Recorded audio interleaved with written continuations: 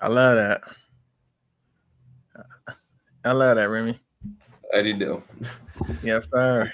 Yes, sir. Yes, sir. Mm-hmm. And we are live. Has anybody heard from Serge by any Nope. chance? Nope. No. Okay. All right. Well, we'll go ahead and get this show started. The Sci-Fi Nerds are back again tonight, and tonight we're going to be reviewing Gamera, the Brave. Before we jump in to our show, go ahead and introduce ourselves. I'm Donald. Remy. Remy. DJ. And Kyle? And we are the Sci-Fi Nerds. First and foremost, did everybody enjoy their Thanksgiving? Yeah. Oh, Been fun. mm-hmm. Pretty nice. That's all right. Just Good, got a good. filet mignon instead of a turkey. Oh, dang. Sound Nothing- good. Yeah. Nothing better than just a regular red meat. Yeah. I I cooked think I too made much and ate too much. I did too. It's probably the most food I've had in a while. I've been watching when I eat a lot, so I'm like, oh, Thanksgiving? I'll forget it. I'm just gonna eat as many calories as I want. I don't give a shit. I just crazy. And Yeah, then later on, I regretted it. I was like, oh god, my stomach. I want to say I made some meat medley with rice and green beans and some cornbread or something like that. I No, think that sound good, DJ. so. It was like I found a pack of like steak chunks that was essentially for kebabs, and just threw that in with a bunch of Italian sausage and fried them up, and so Woo. Mm-hmm. You ate like a king, DJ. yeah. But yes. There was a lot left over, which tasted really good the second day. To me, it tastes better the second day, though. It always tastes better the second day. So I definitely had a lot of food left over. I had two Thanksgivings basically because I had one on my stepmom's side, and then I had the next day was my dad's side. So I was like, oh god, all right, round two then. Okay. No, let's go. Let's go. No, I actually feel good to be back, especially with you guys, my family. I always look forward to seeing you guys every week. Even when we have delays or bumps in the road, but still able to get together, hang out, and talk about some of our favorite movies. So tonight we're going to be, like I said, reviewing Gamera the Brave. And I'm surprised we didn't do this movie yet. So we actually get a chance to talk about it, and I'll go ahead and kick things off with you, Remy. With first question of tonight, how would you describe the beginning sequence of this film? Because it gets started right off the bat. Yeah. No, I think the opening is like really cool because like it gives us a chance to kind of get like associated with this continuity, I guess, of the series because like this is not connected to the fourth one. This is not connected to Showa. It seems like it's a completely different like storyline. So with this one, I liked how it kind of just right off the bat, it was like here's Gamera, and then this is like the classic, his duel with the Gauss trying to take them on, and of course they all start jumping him, and you can't get up from that. So he's like, all right, I'm just gonna go for the nuclear option, literally blowing myself up, and like. I thought it was really cool, and I did like the designs of the Gauss. I thought they looked pretty cool for like the bit we saw of them. Wasn't a huge fan of the Gamera design though. I'm not a huge fan of that one. I'm like, his face looks a little bit too like smushed in, or like too. You talking about the one throughout the movie? No. I'm talking about the beginning Gamera, like the okay. The adult one. Yeah, like that one. I was just like, not a big fan of it. Like I don't know, like his face kind of just looked a little bit off to me. It looked like maybe pushed into some sort of like clay. Yeah, or that's something. what I'm saying. Yeah, like it looked like smushed in. It didn't look like as like aerodynamic as like the Heisei design. So I was like, oh well. But sorry, they can't all be pretty for you. Yep. I know, DJ. I know. You might just have to lower your standards a little. No, DJ, they have to meet my standards. If they can't, then I don't want it anyway. But no, I really like the opening, and the fact too that it's the main character's dad that we see in the opening. I think it was like a really cool way to kind of like make that connection between two of them. Yeah. So I like that added like element to it. So yeah, I really like the end opening to this film. Yeah, no, I agree, Remy. I think the opening to this film was really, really good.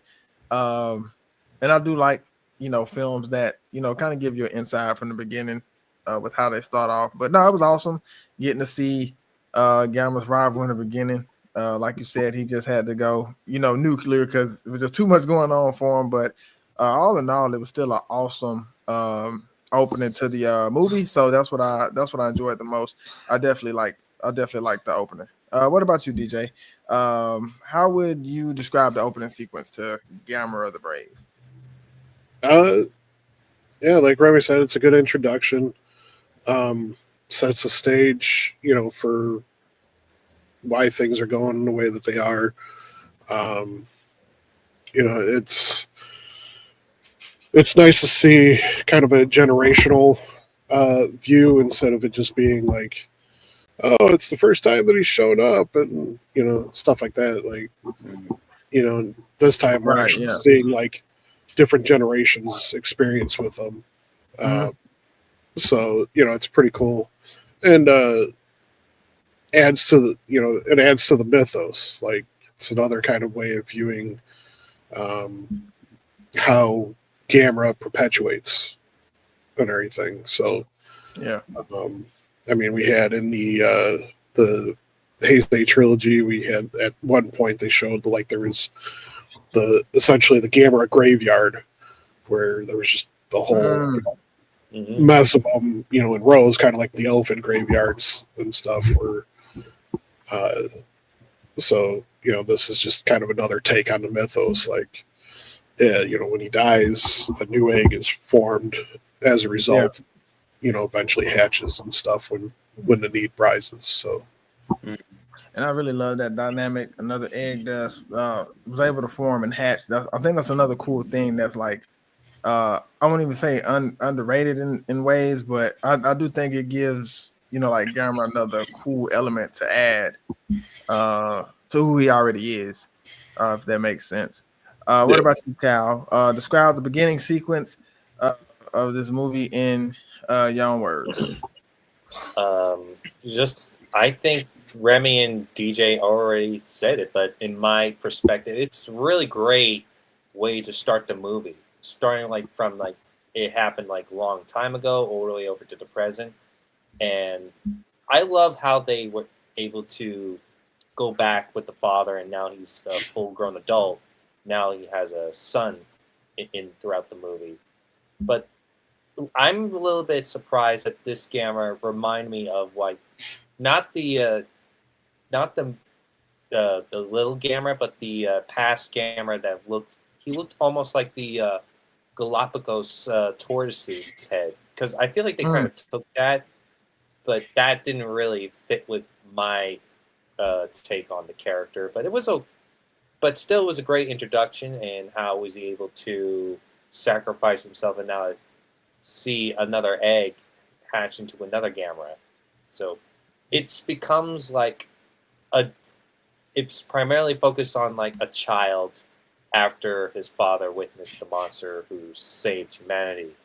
And it was a great way to start a bond between a tortoise that was once a little hatchling to now become the future protector of the earth and befriends a little boy, which kind of gives off the Iron Giant vibes. Yeah. No, I can definitely see that. Yeah, no, it's like I said again, it was a great way to just get the film started right away, especially since it took us a while in this film to actually see how Gamera would develop throughout the film. So, no, all in all, it was a great start to this movie. We do get a few characters, Remy, in this film. So, of course, I'm going to ask you which characters. Bless you. Which characters in this film was your favorite? I would say I did like the main character Totoro. I thought he was a pretty interesting protagonist because like his whole issue in the movie is that he's dealing with the loss of his mother and still kind of like to come to terms with that. And so when he meets the new Gamera or Toto as he calls him, he doesn't want to lose him because he doesn't want to like relive that same sense of loss that he did with his mom. So I kind of like that connection where like I don't know, like I like the fact that they didn't like make him like a sourpuss like for the rest of the movie. This like, Right. oh, my mom's dead. Like he still tried to have fun with his friends. Like he was still like trying to act like a kid, but in the back of his head, he was still grieving. Mhm. And I like that relationship between him and his father, Kosuke, I think his name is. Sorry, Yeah, I'm terrible with the names. I and have the names right here. That's why I'm reading it off. Okay. I really like the relation dynamic between him and his dad because his dad is like almost trying to like be there for him, but like but Toru is just not like really like opening up to him because like he doesn't really know how to like deal with this. And Kosuke also is kind of dealing with this loss in his own way because like he's a single dad now and like he's just trying to figure out how to raise his son, trying to be real, trying to figure out how to be a good dad. And so I thought those two are like a pretty like interesting characters in the movie because I just found that their father and son relationship very heartwarming and interesting. And he was always working, and yeah, and how that kind of like connected to like Toto as well. Because like again, I like that connection with the dad and Gamera at the beginning of the movie, where Kosuke like witnesses Gamera blowing himself up, and now his son Toru is like has Gamera in his possession. So like it's kind of like there's almost like this like odd sort of like I don't know like symbiosis or like relationship between their family and the Gamera species in a way. So like I kind of like that. so how would you describe his character throughout the film? Do you think his character elevated or it kind of stayed the same? Who? Or Toru? No, I definitely think it elevated because Okay. like because the issue was that he wanted Toto to stay the same little turtle that he was raising, but like as the film progressed and when Zetas shows up, you have Toto having to like kind of take on that mantle that his like predecessor, I guess like his father did, where like he's a Gamera, like he has to. That's just like in his genes. That's his instinct for him. He has to act as a protector, as a guardian, like in case any other kaiju show up that start causing havoc like that. He can't help himself. That's just like part of like who he is. He just has to protect. And I kind of like that Toto doesn't want that to happen for him because he feels like if that happens, then he will die and he will lose him. But then you have that scene where after Zetas throws Toto into the building, you have Toto kind of like talking to him, going like, "I don't want you to die. I'm going to give you this urn or whatever, like this power source that you need, but I don't want you to die. Like I don't want you to blow yourself up." And so it's almost like Toto coming to grips that like he understands that Toto needs to fight and he needs to do what he needs to do, but he also has that bit of like restraint where he's like, "But don't die. Like fight. Don't kill yourself for my sake. Like live on." And I really like that ending where he says like his final goodbye to Toto, and as Toto flies off, he finally calls him Gamera for the first time in the movie. And so that was dope. Yeah, and that kind of signifies that Toto actually is like letting him go, like fully like letting him become Gamera in that sense, where he's no longer Toto, which is bittersweet that like he raised him and whatnot, that like Gamera lived and he can go find another day, but also like it's like Toto come to grips that he has to let go of him and he has to accept the fact that he has a role to play. So that was a really good really good answer, Remy. I like that a lot. Great perspective on your end. DJ, how would you describe who was your favorite character in this film, and how would you describe their elevation throughout the film? I mean, I kind of have to agree with Remy that the main kid shows I mean, we focus on him throughout the whole thing and shows, a good depth of development throughout, going from being a stubborn kid to realizing what needs to happen and taking the mature step and doing what needs to be done. And I will say, his dad does get some development too throughout the movie. So he comes in second, because at the beginning he's pretty stubborn too. So you got both characters are butting heads with each other because they both see things from a certain perspective and they're refusing to acknowledge each other's. And like Remy said, the dad's working all the time and everything like that, so the kid's kind of on his own. But at the same time, he's trying to do the best that he can to be a father, and and still provide for the both of them, with his small business and stuff. And by the end, he learns to trust in his son's instincts. Yeah. Oh. So, and and essentially lets go a little bit. He's like, okay, I can't force you to live your life the way I want you to live it. Yeah. Yeah, you can't like baby him. Yeah. He's got to give him some space. Kind of like something like what Toto has to go through with Gamera. He has to give him like his space, and not like treat him like the same little turtle that he once had. It was crazy how he just kept getting bigger. Like the next day, he was already like the size of like a little small table. It's like, what the hell? Yeah. He was turned over on his neck. Yeah. That was so funny. Kyle, who was your favorite character in this film, and how did that character elevate throughout the film, in your opinion? I would say Toro was definitely my favorite character. I love the bond between him and Toto throughout the film.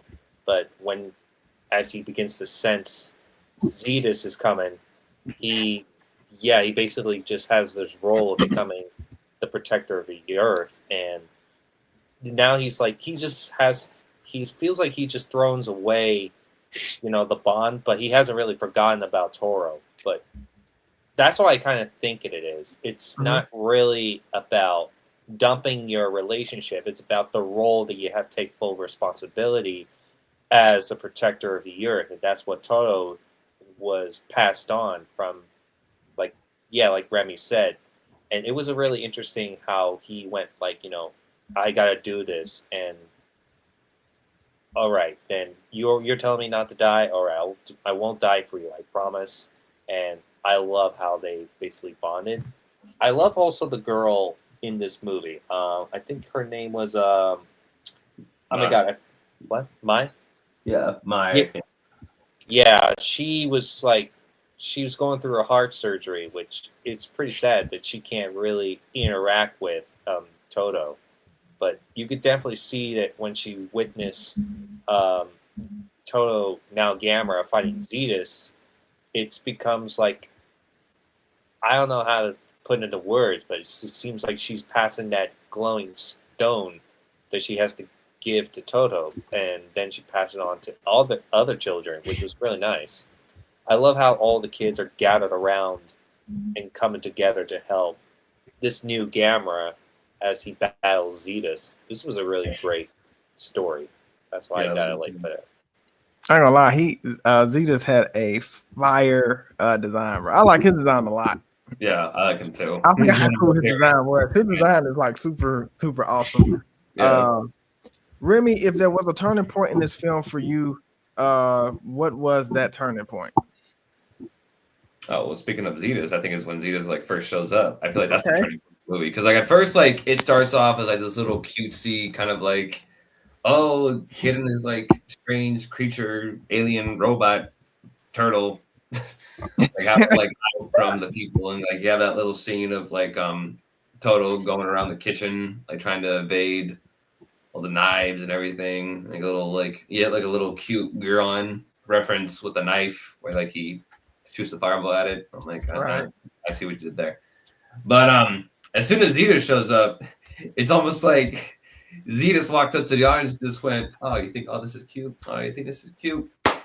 Nah, that is bullshit anymore." And then starts munching on people. You're like, "Holy shit!" You're like, "Oh, oh, they're killing people now." Okay, wow. Yeah, like when the group gets trapped. Yeah. Oh, like, yeah. It's like, holy crap. Yeah, I remember first like seeing I would have crapped my pants. Yeah, because I remember I watched the movie and I was like, I don't know, maybe like 6 or 7. And I remember like first seeing that moment where Zetus like clamps down all those people and like chews them up. And I'm like, oh, they didn't cut away from that because I was expecting as a kid. I was like, oh, he ate them. Okay.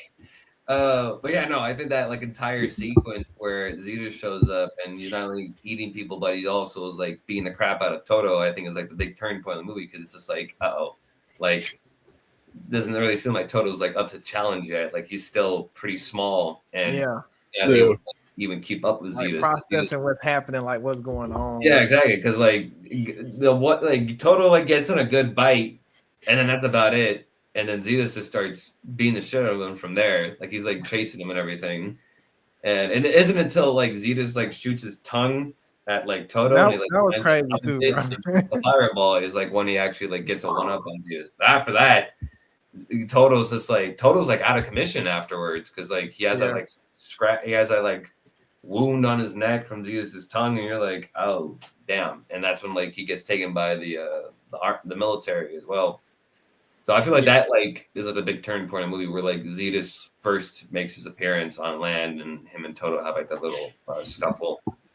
Yeah, and I do like the fact that Zetus was and look, he looked intimidating as well. So Remy, while I still got you right here, what did you think about his design, Zetus design? Oh, like we were mentioning before, I love Zetus' design. I think he's such a cool looking kaiju. Like he is not as like I guess you could say like extravagant as like most of the other Gamera kaiju designs. Like he's not as like wild looking as Iris or Legion.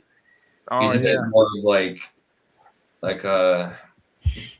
don't know, like his design is more reminiscent to a lot of the early Showa kaiju designs from Gamera series, like Barugan or even Gauss or like even like Jiger, I would say.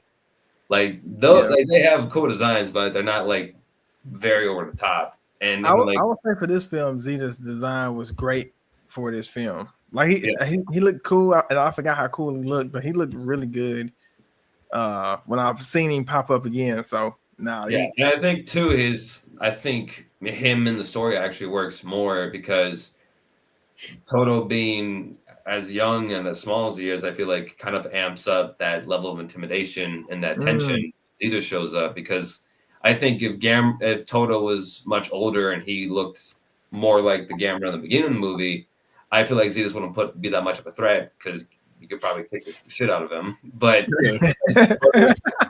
but because Toto is so much smaller than Zetus, that like I think helps Zetus like be a more credible villain. You're like, oh, like he's not that deadly, but where Toto is right now, he does pose a serious threat to not just him but the city.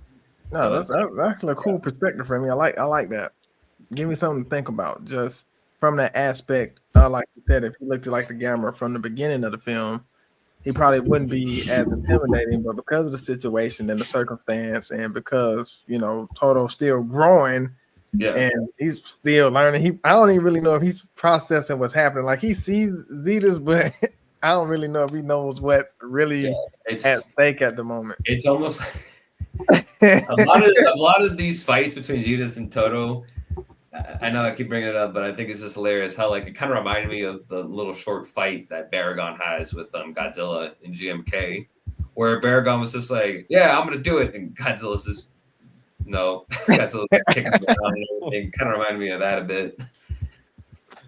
Speaking of Godzilla, the suit actor who played Zetus was Maziho Yashida, who basically played the GMK Godzilla. He was a little fun Easter egg. Oh, dang. I didn't know that. Good information.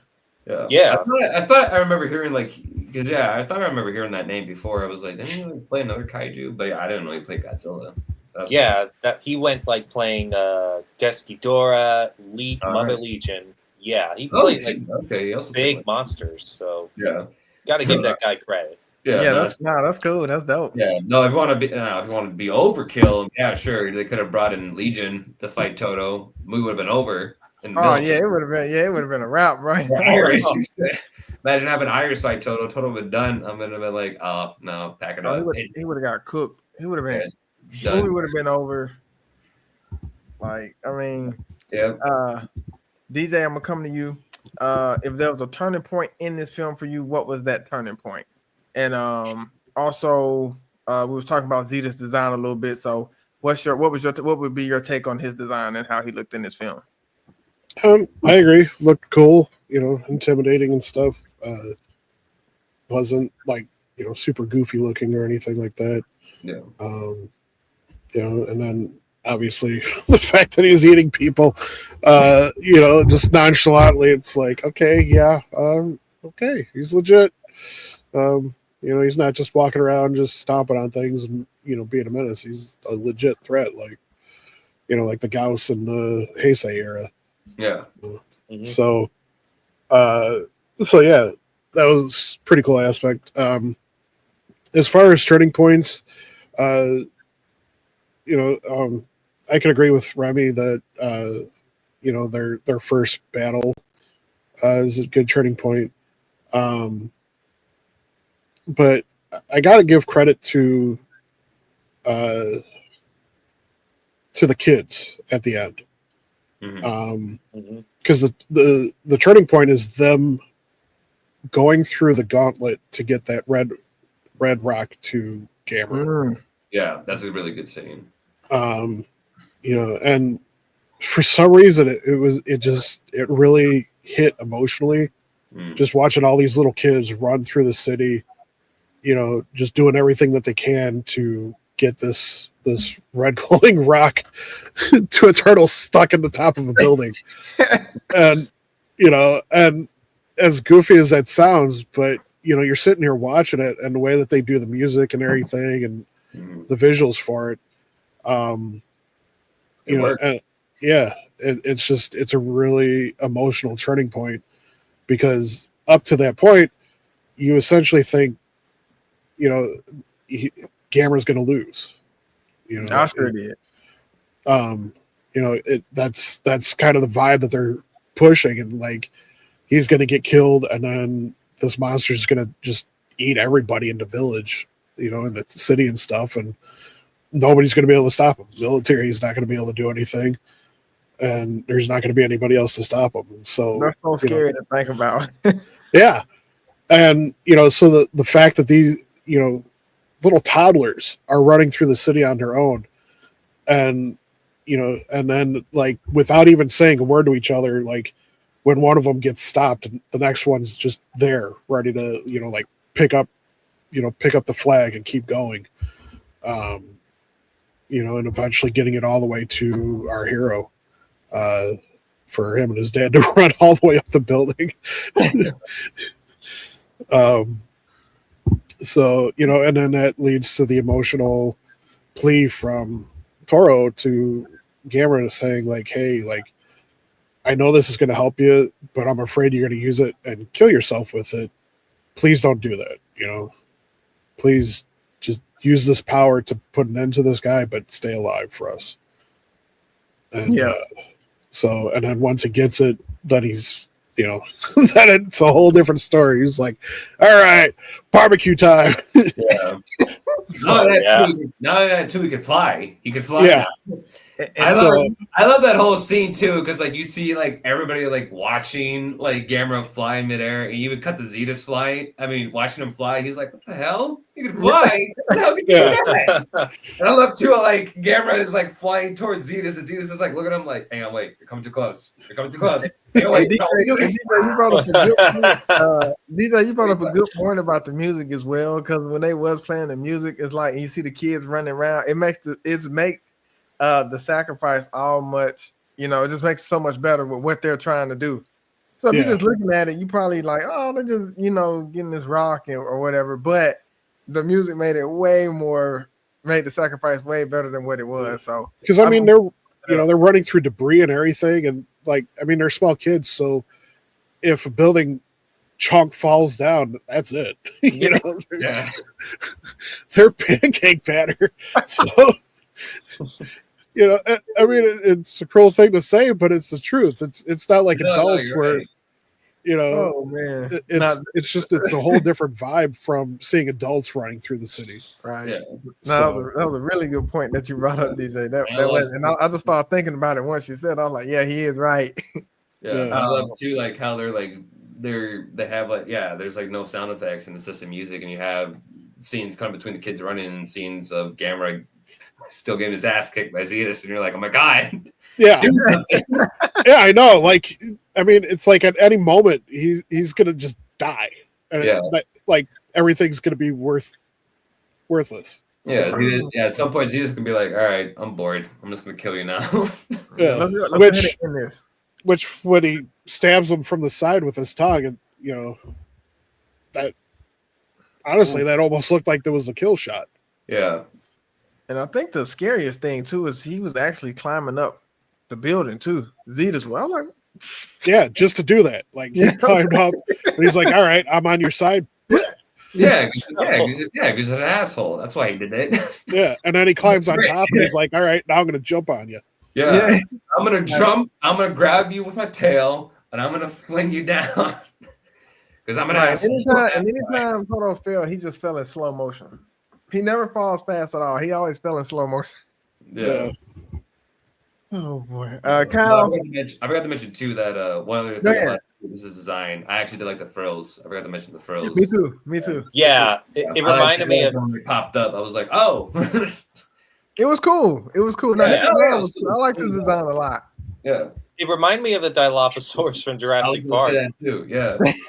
It was like waiting for him to start spitting venom or something at Gamera. Just like yeah, his design was cool. I really did enjoy it. And I'm glad that he looked, you know, intimidating, especially for the circumstances for this film. Yeah. Kyle, if there was a turning point in this film for you, what was that turning point, and how would you describe Zetus' design in this film?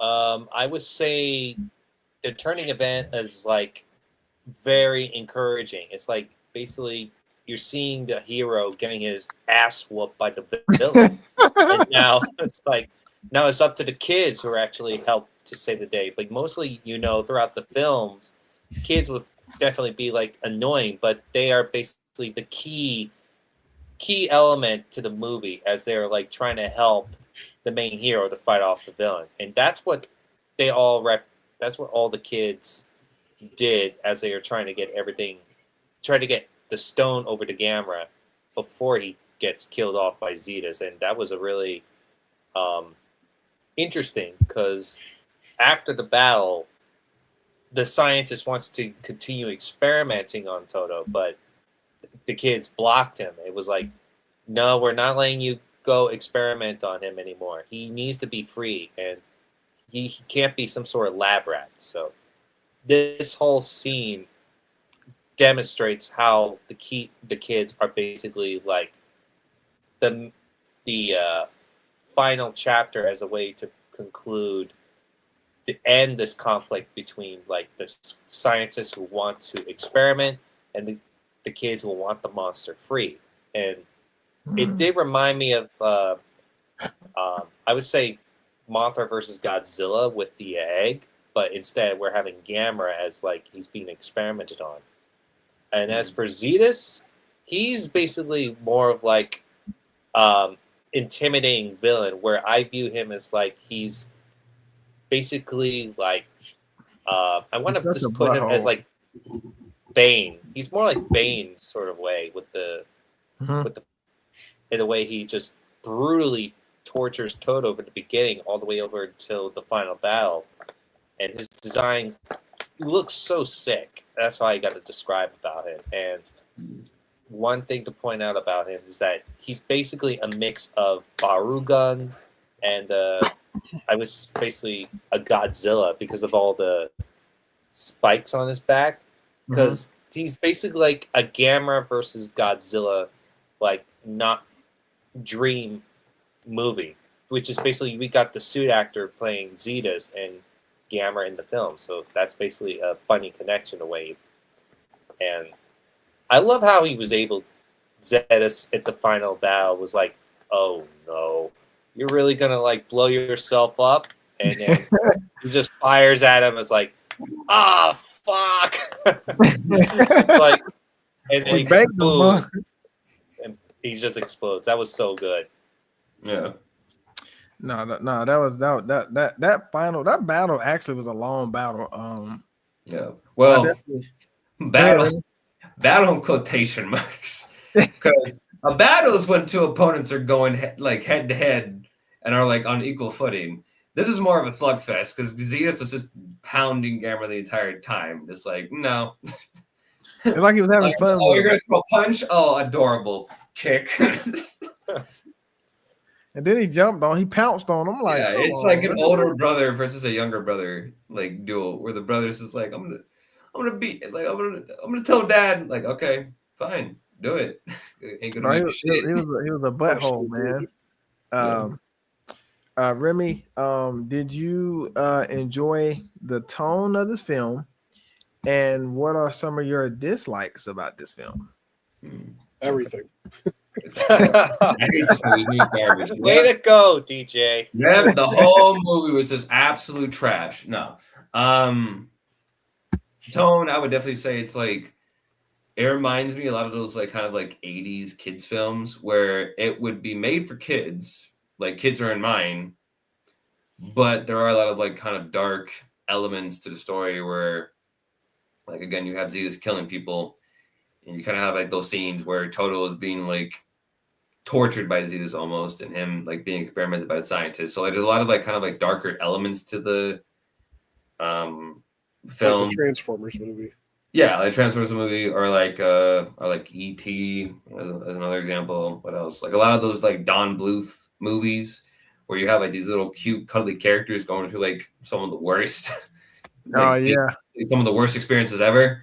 And so it kind of like this movie kind of gave me like flashbacks to that, where it's like, yeah, it's made for kids, but at the same time, like there's going to be some stuff that's going to be a little bit iffy for them to get through. So, but at the same time, it didn't lose sight of its heart. Like it still had that kind of like sentimental, emotional value to it that like made it more like a family film than say like the Heisei trilogy, because the Heisei trilogy is like much more darker than this film for sure.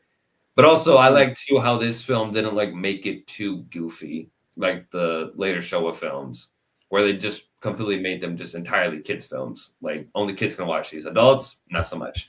Right. Yeah. This one had a bit more of like a balance between like dramatic elements that adults could get into, but also like, you know, the kaiju fights that kids could like enjoy, and also that little cute moment. Eating people. Yeah, the little cute. Yeah, exactly. For kids. And then, like, of course, like those little like cute moments though with Toto as like the little baby turtle doing like little funny shenanigans around the kitchen and stuff. In terms of dislikes, I think the main dislike I would have is that they didn't use the Gamera roar. They like used a bunch of stock monster roars from Gamera, and I was like, what the hell? Like, where's the roar? Like that, it's so like every single time I watch the movie, I hear Gamera roar, and I'm like, that's not the roar. Where is it, man? I'm like, it's so weird. Like it's like you're like watching a Godzilla movie, and they don't even use the roar for him. They like use some like other kind of like old roar from like the 50s for him. It's like what? Like so yeah. Like other than that, I feel like that's like the one like major dislike I have of the movie. Okay. Yeah, I mean, like another probably too is that like I felt like the kind of like scientist subplot was like a little bit like underdeveloped or like a little undercooked, because like it kind of like they like announced it. It was still present throughout the movie, but like also I didn't think like they like gave it like too much time, which makes sense though, because like they want to focus more on the relationship between Toru and Toto, which I understand. Right. I just felt like they could have like maybe like developed that side of the plot just a bit more, because like it just felt like a little bit odd to me that they like kind of included it. But Okay. that's like the main like two dislikes. Even then, like that other one about the scientist is more of a nitpick. But like the major dislike I have in this movie is that it just doesn't use Gamera's iconic roar. It's like the biggest like I think issue I have with it. I'm just like, All right. yeah, No, it's no, not. okay. That's pretty respectable, Remy. DJ, what about you, my brother? Did you enjoy the tone of this film? And what are some of your dislikes about this film, if you have any? If you don't, that's fine. But Yeah. the floor is yours, brother. Yeah, I like the tone. Like Remy was, commenting about. I like the fact that the kids aren't annoying like God. the show era ones were.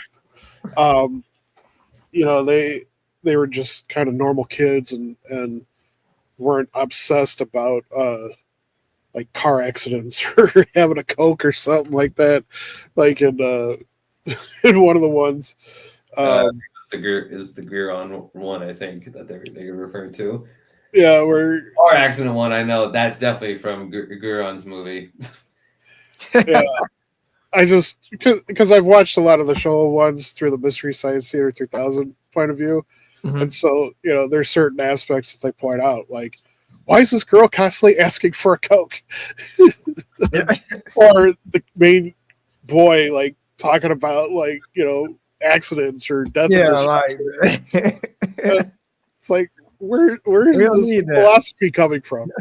Or just the general itchy and scratchy guys that were like, oh, I got to see Gamera. I'm going to get on this train that's going to go and blow up right next to him. Don't worry, Gamera's our friend. We might always like, oh boy, like, fucking 30 buildings. I'm like, sure, all those innocent people are dead, but yeah, sure, call me. And then trying to fight an adult that's trying to save his life. Like, no, I want to die with Gamera. Yeah, he's like, no, Gamera. I can't do it. I can't do it. What? Like, you had like it's like if you had a kid in the original Gojira movie kind of going up to be like, no, Godzilla's our friend. He's here to help us. What? That's crazy. He just dropped the train. Yeah. What do you mean? Well, I like the fact that they didn't go that route. Yeah. Because they did focus on, younger kids and stuff, and they could have easily done that, and they didn't. So I appreciate that aspect. And and I also appreciate the dynamic that the girl and Toro had. Because she was a little bit older and kind of acted like his sister to him. Kind of looking out for him and trying to help him out. Despite her situation. Mm-hmm. That's a good friend. Because they could have easily made her, just very enclosed and reluctant to engage with anybody really because of her situation. Her fear of dying during surgery and stuff like that. So I appreciate the fact that they took the approach that despite her situation, she still cared about others and wanted to see on what was best for them and stuff, and trying to put them on the right path. So as far as things that I didn't like, I don't think that there's really anything that stood out that I was just like, this is BS or something like that.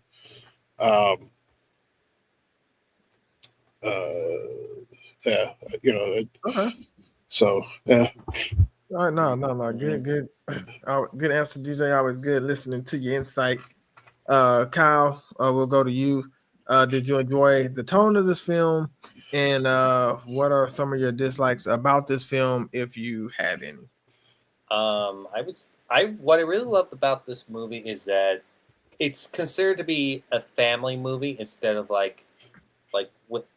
This is not like the show like we all discussed. This is like a family entertaining monster movie that's basically is a point of view of a child with his relationship with a turtle monster that he forms a bond with, which is the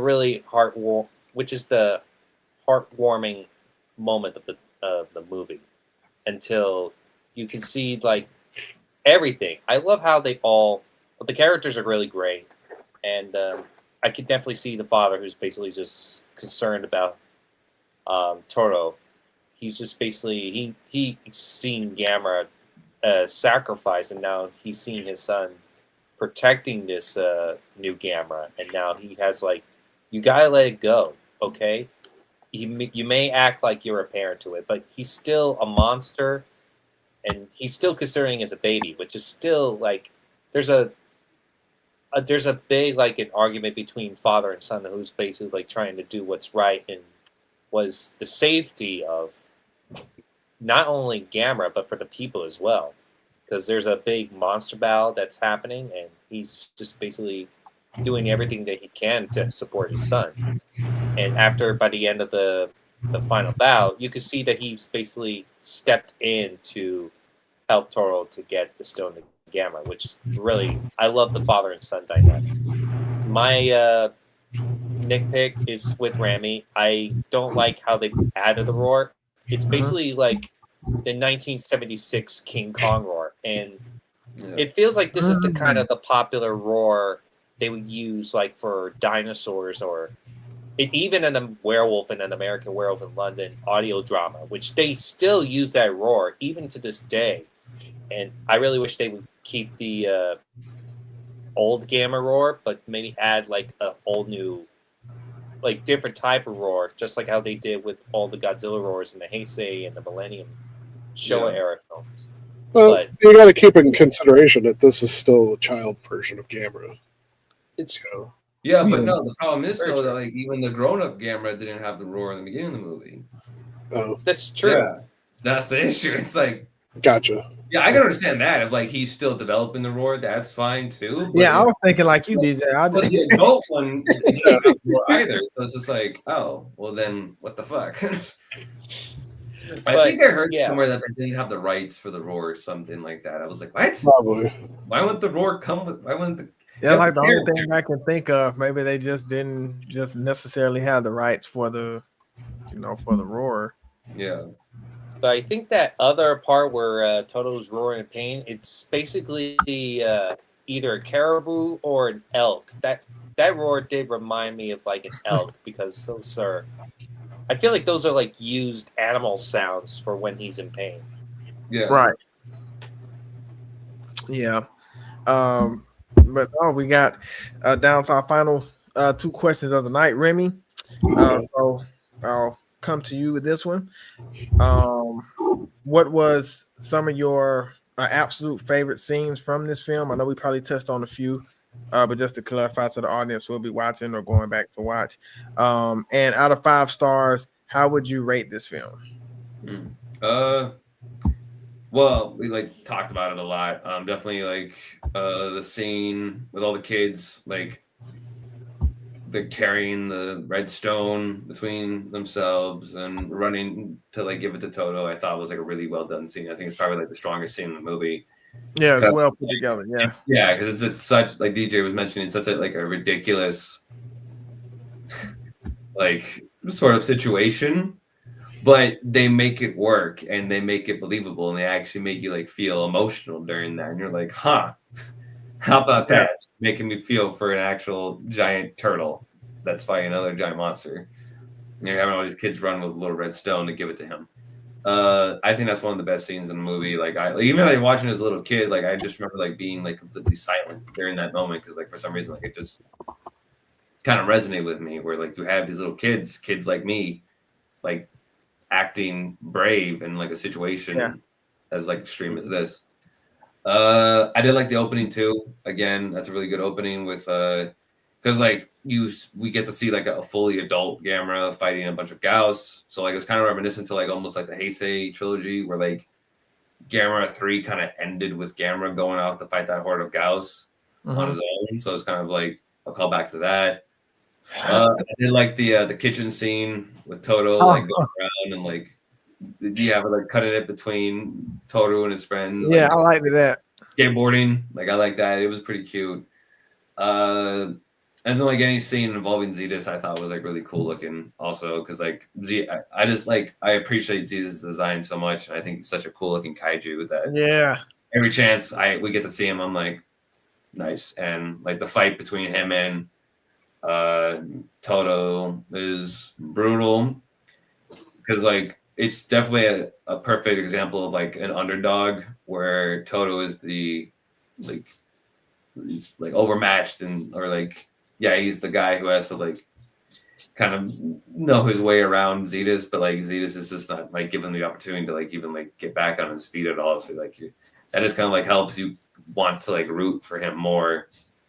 And then of course I love like the final one I love is when Gamera first is like able to fly.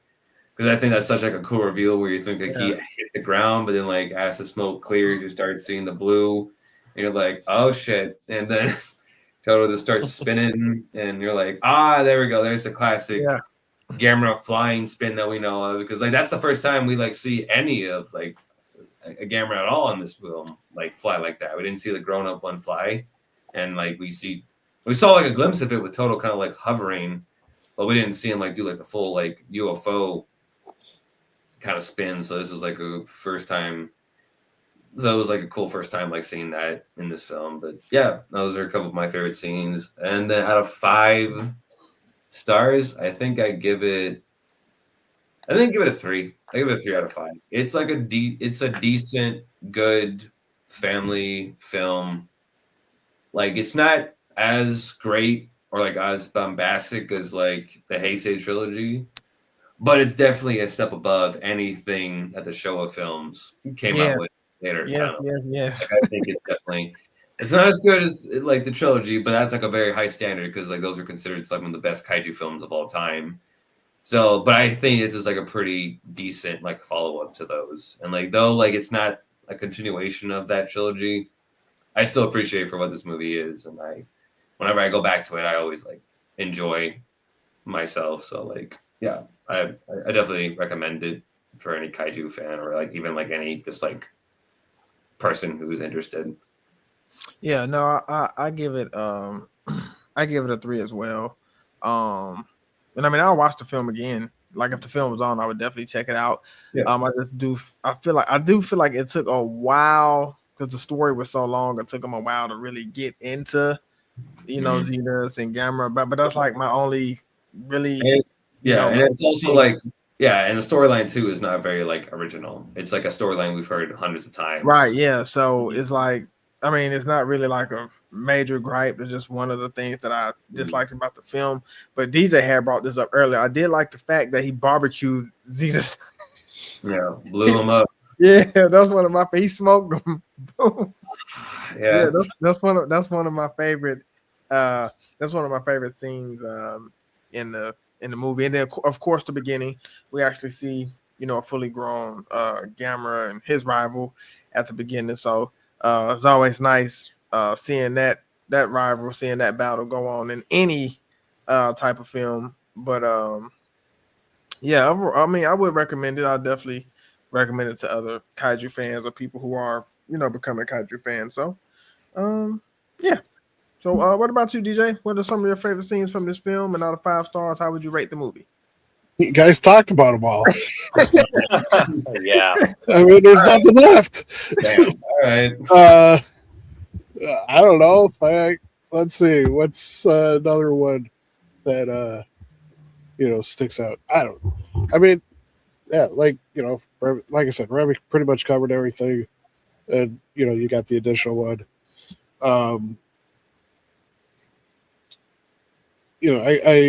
I'll go back to again the kind of the dynamic that they showed between the girl and Toro. Again, it was interesting to see like how protective she was of him. Even though he's just a neighbor and stuff like that. So, and the whole like the first time that she sees Toto, and he's just doing his little hovering thing, and she's just like, yeah, she's like, and then he squeaks back. And so, so the little scenes like that throughout were pretty nice. But yeah, I can't really add much else because again, you guys covered everything. Covered all the major scenes, and they're all cool. I didn't mention the scene where like Toru has that like talk with like Toto before he gives him the stone. I guess that's another one you can mention. Oh, we already covered that. So. Or not, never mind. Try to help out. I mean, we've already covered it, so fair enough.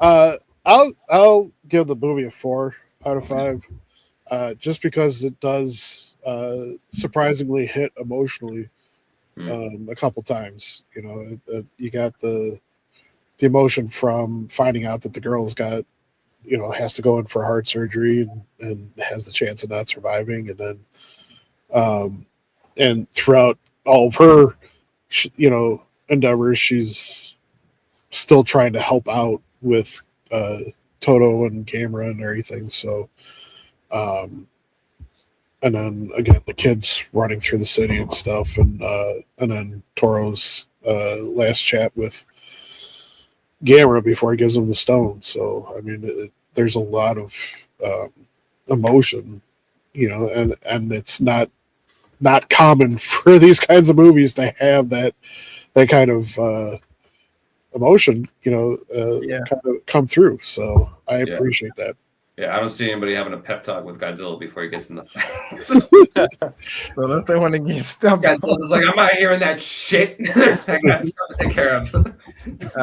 What about you, Cal? What are some of your favorite scenes from this film? And out of 3 stars, how would you rate this movie?